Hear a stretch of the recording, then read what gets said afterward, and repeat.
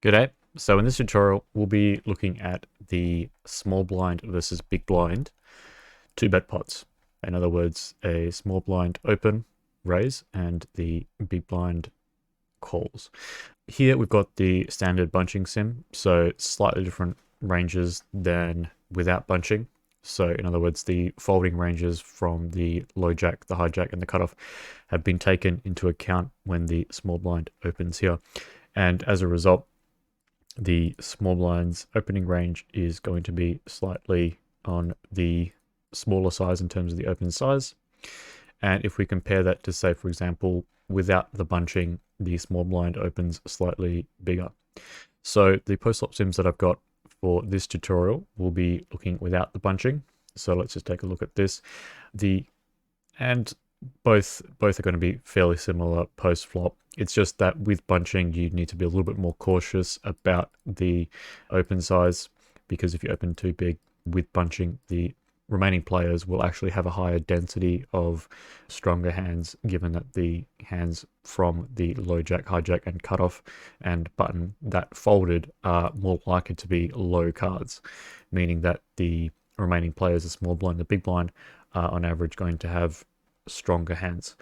And so a small blind really wants to size down a little bit, given that the big blind is actually going to have a higher density of stronger hands than on paper. So we'll take a look at the pre-flop using the bunching sims and then post-flop without the bunching. It doesn't make a huge amount of difference. So we're going to be looking at this 3x 3 big blind open size post-flop, but pre-flop will explore some of the small open sizes as well. So let's start off with the 3 big blind open size.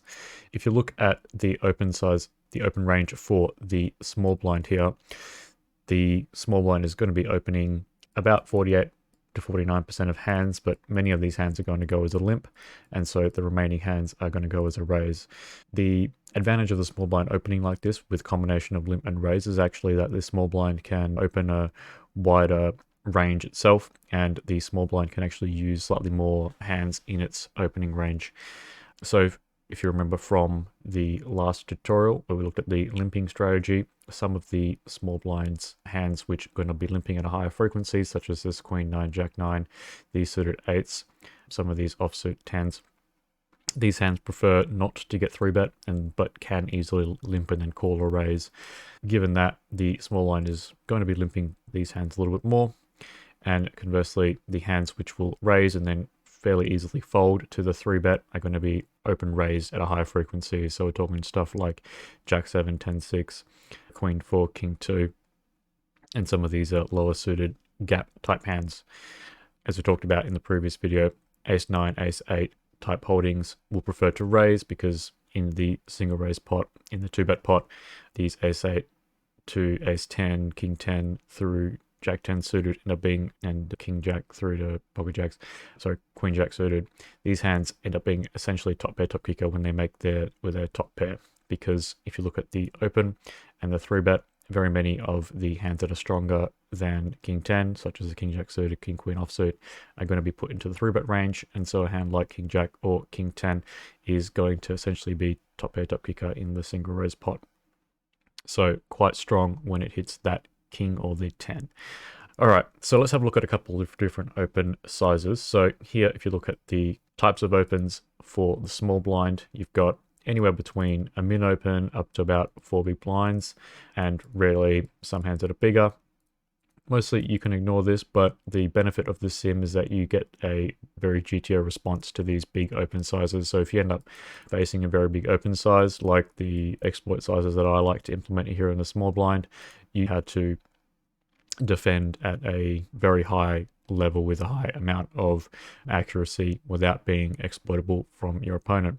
So lots of 3-betting even against a very big open size. Now, let's take a look at the most prevalent two sizes, this 2.5, this 3x. If we look at the 2.5 and the 3x, the 3-bet range out of the big blind is going to be fairly similar. It's going to be 9s up through aces, a lot of these suited broadways, ace king and ace queen offsuit, a little bit of ace jack and king queen offsuit, but mainly these two hands make it into the calling range because it basically dominates a massive chunk of the small blind's opening range when they make their top pair. you're going to end up being a top pair second kicker pretty much all the time, and you're just going to basically check call down a lot of three bets. Sorry, a lot of bets on the flop turn river, so three bets across three streets type hands on fairly good boards.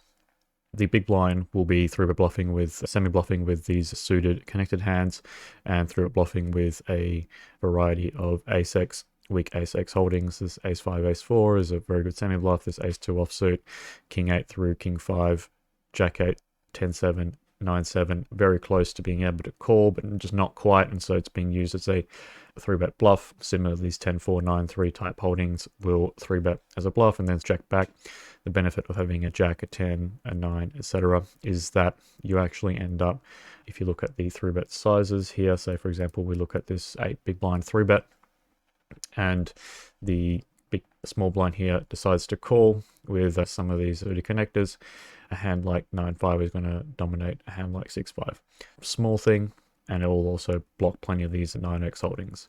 So the small blind calling a 3-bet with a lot of these 9x and 10x holdings, it's nice to be able to block that with a 9x or a 10x suited hand in the 3-bet range.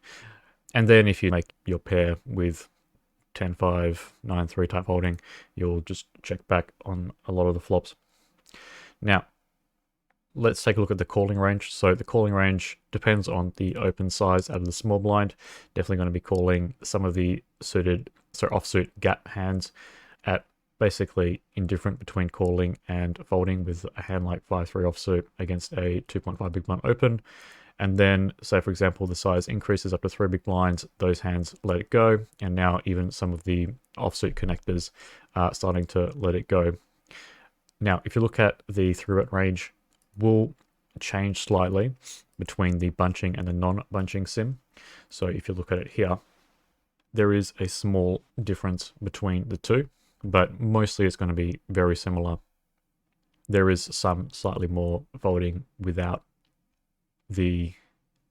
bunching, mainly because, slightly more folding with bunching, mainly because there's a higher density of these ace-x and king-x hands that can be used to defend. So 42.15% folding without bunching, and then with bunching against the 3x open, it's 45.88. So a couple, 2 or 3% more, but that's what it says on paper here. In reality, the ranges are going to be more skewed towards the ace-x and king-x type holding. So this 45% is in reality closer to 40% because of the bunching effects from the folding between the low jack and the cutoff.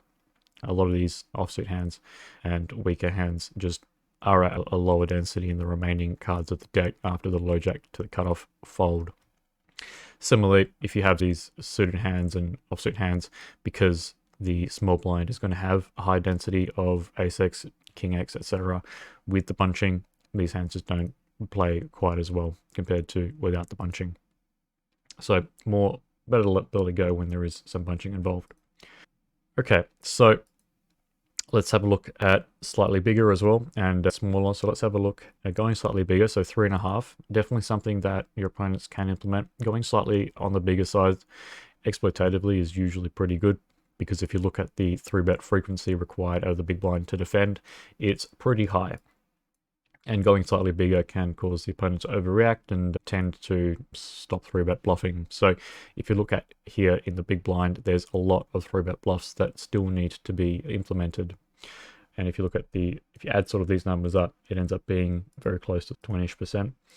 So the folding frequency here ends up being 53, calling frequency 31. So you add those two up and you get 84% roughly, which means the remaining 16% is the 3-bet range. So pretty high 3-bet frequency.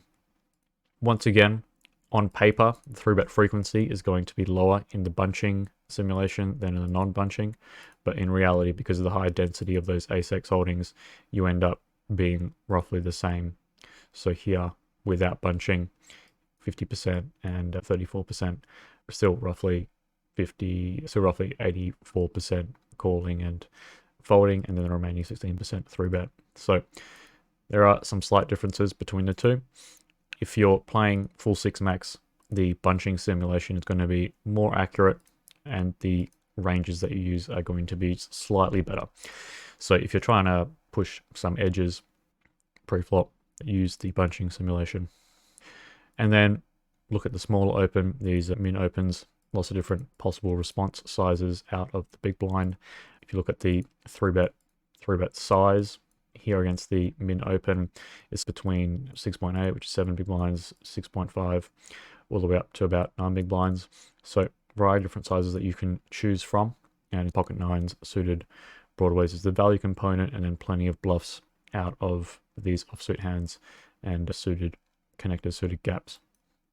Once again, if you compare the bunching without the bunching, if you look at the 3-bet size without bunching, it's slightly bigger for the same reasons that the open size is slightly bigger when there's no bunching, meaning that there are slightly more weak hands in both players' ranges when the bunching is removed, and with the bunching, the 3-bet size is going to drop a bit. So here against the 3x open, the 3-bet size out of the big blind is going to be this 4.6% at 9.6, some 9x, 9 big blind 3-bet, 8.4 big blind 3-bet, 10.2. So you're ranging between 8.5 to, say, for example, 8.5 to 10.5 without the bunching, and then with the bunching, this drops down to between 7.5 up to 9.5. So it's about half a big blind difference in the 3-bet size for the same open.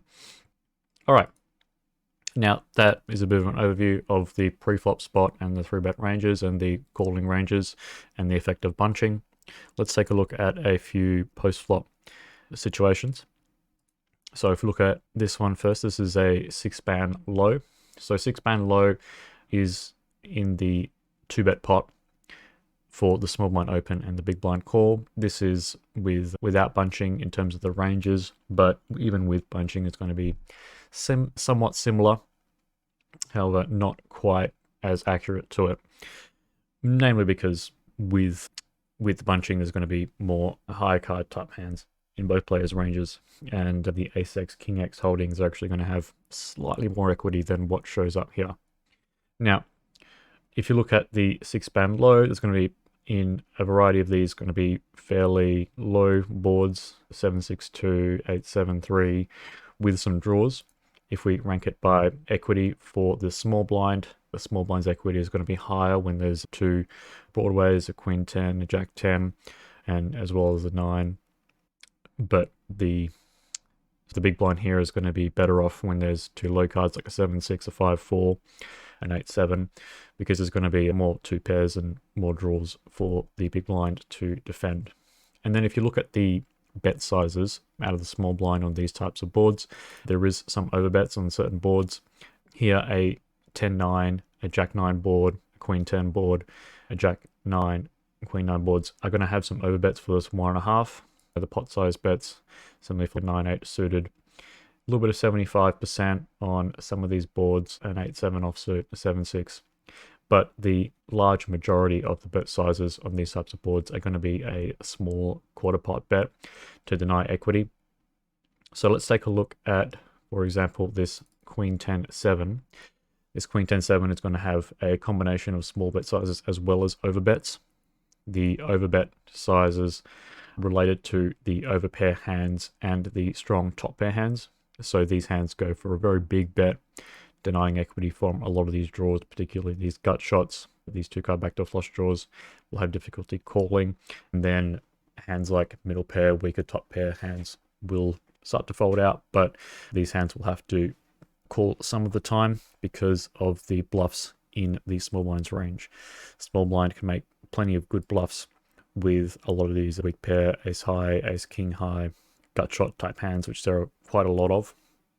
On boards where there's a lot of gut shots, you can end up with a gut shot advantage by going for a very big bet on the flop, because gut shots have a lot of difficulty calling, but can work really well as a bluff themselves. So especially these sort of weaker gut shots here, like 9-6, 8-6, can go for a really big bet, and those same hands out of the opponent's range will have a significant difficulty calling. So when you end up hitting that gut shot on the turn, you end up with a straight advantage.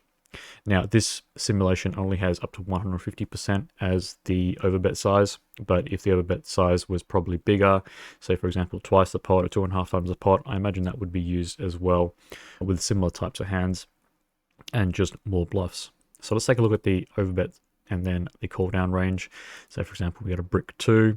You keep betting this pot size bet, top pair plus, just pot it, 2 pair, and 3 of a kind now represents 10% of the big blinds range. And let's go with a offsuit 4, over pair, top pair, second kicker, ripping it in for the remaining roughly pot size bet, 90% pot bet, and then these 2 pair hands will call down.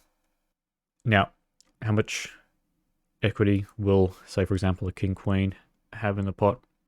So it's got 76%, and then the EV itself is going to be 53.68, so a little bit less than the pot, so not a super clear slam dunk value bet, unlike here, for example, pocket aces, ace queen, all going to be roughly the same strength. These 2 pair hands, the 10-7 are going to have more EV than the pot, the 10-7, queen 10 going to have more EV than the pot, and then the set of sevens are going to have significantly more EV than the pot. So what does that mean? It means that this king queen, pocket kings, ace queen does run into 2 pair a little bit of the time, but that doesn't mean that you shouldn't go for value.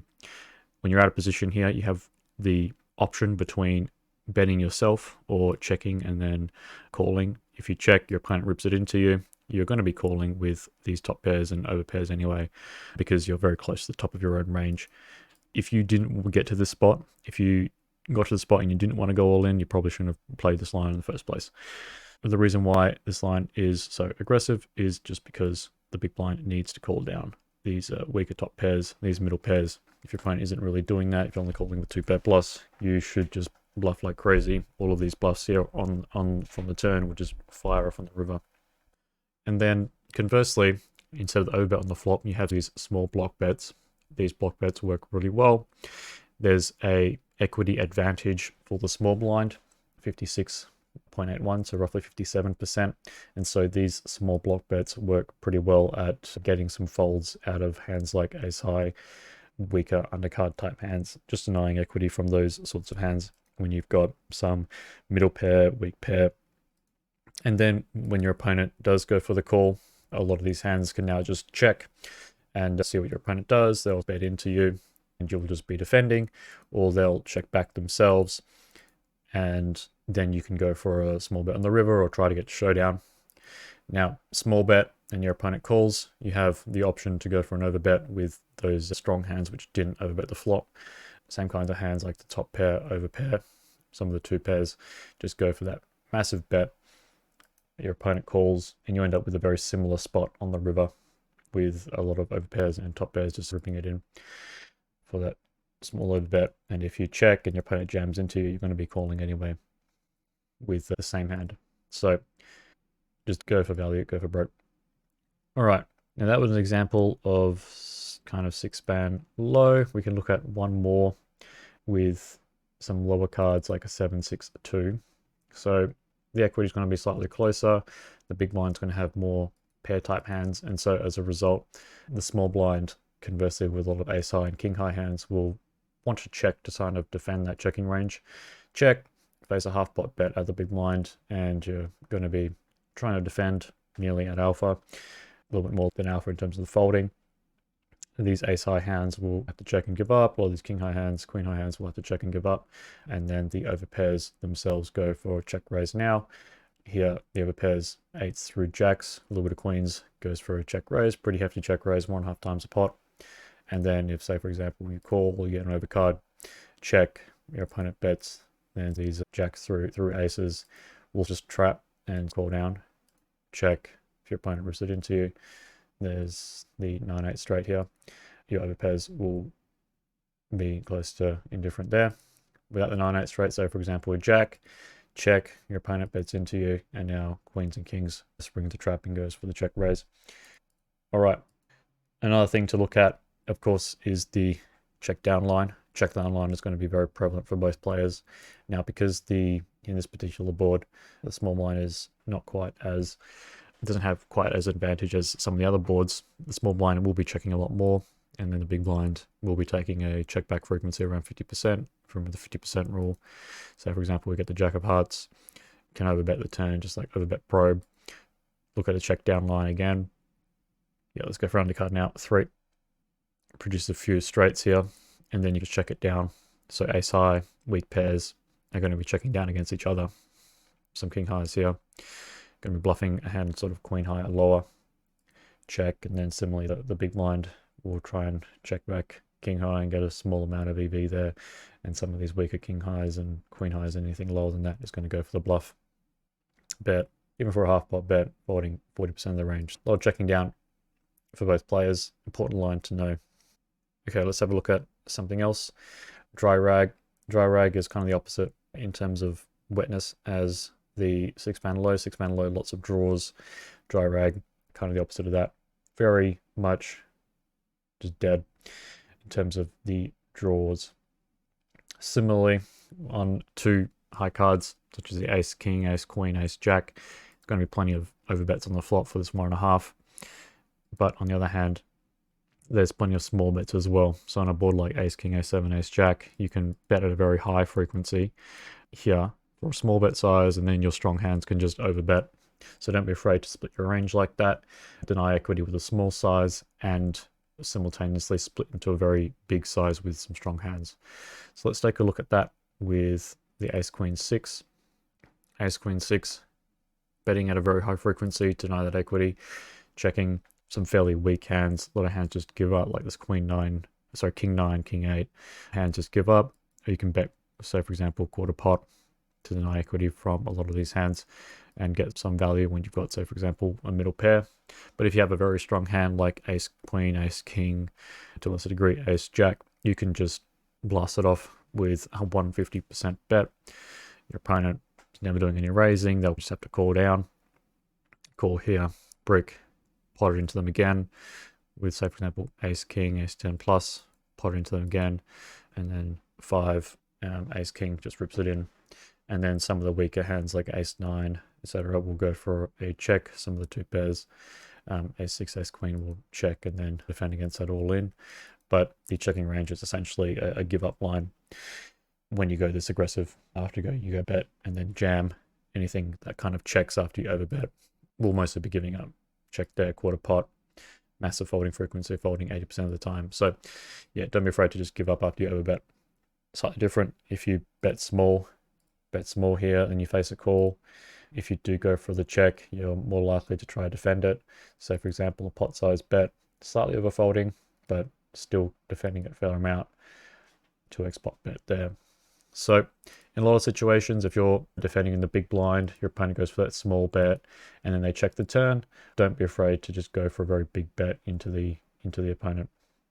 So if you look at, say for example, this turn report, check, you've got this pot size bet being the most frequent bet size after the small bet, with some 2x pot going there as well on this ace, queen, 6.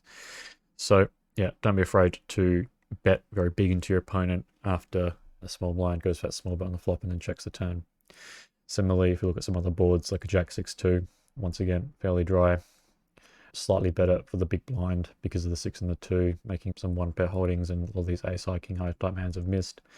Quarter pot bet, call, and then let's take a look at the turn report. Actually, the small blind here, once they check, the big blind will quite liberally just go for, say for example, a pot size bet at a pretty good frequency. There's 2x pot bet at a pretty good frequency, so don't be afraid to just go really big into your opponent once they check the turn. Check here, your top pair, top pair kicker, top pair second kicker, top pair third kicker, and 2 pair plus. Just go for 2x pot bet, that's fine. And then your opponent will call, they check to just rip the river. Like here, there's 2 pairs, just rip the river. Weaker top pairs go for like a half pot bet, a 3/4 pot bet. So yeah, don't be afraid to bet quite big into your opponent after they bet small and then check. All right, that's probably all we have time for. Unfortunately, there's a lot of different board types that we could look at, but we looked at a few ones that will show up fairly frequently, the rag boards, and we'll go into more depth in some other formations in future tutorials. Hope you enjoyed. Bye now.